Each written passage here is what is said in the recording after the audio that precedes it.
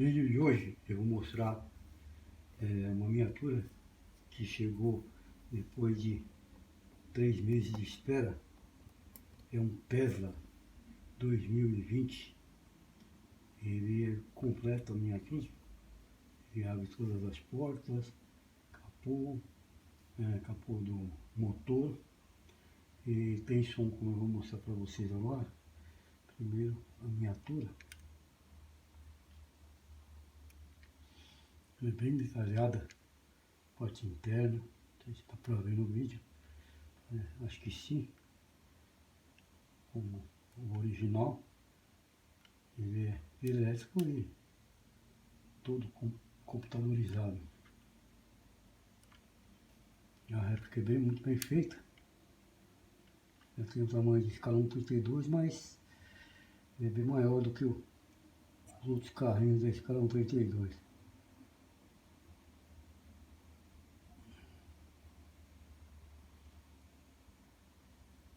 Bem detalhado, bem construído a miniatura. Funciona com bateria. Vou mostrar como ele funciona.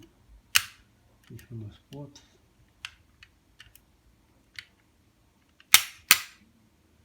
Fechando o capô.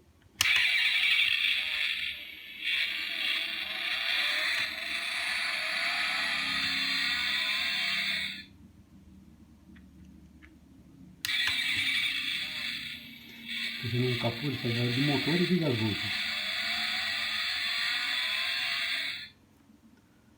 Aí se você abrir a porta,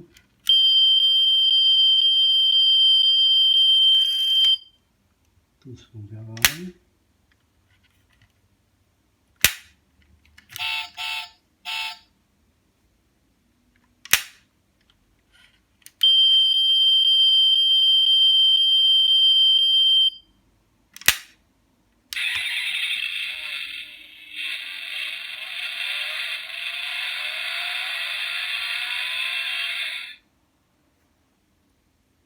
Vou pôr o microfone mais perto para ouvir melhor o som.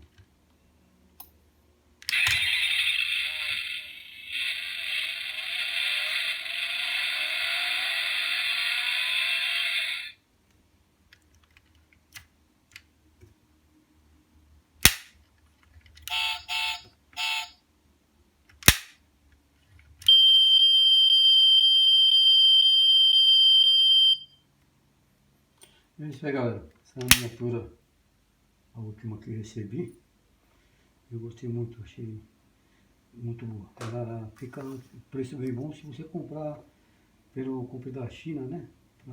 Através de site da China. Para comprar aqui é muito caro. Então vale a pena esperar os 3 meses aí para chegar da viatura. Então é o que eu tinha para mostrar hoje. Curta o vídeo, assista o canal, deixe seu like e se inscreva. E até o próximo vídeo, se Deus quiser.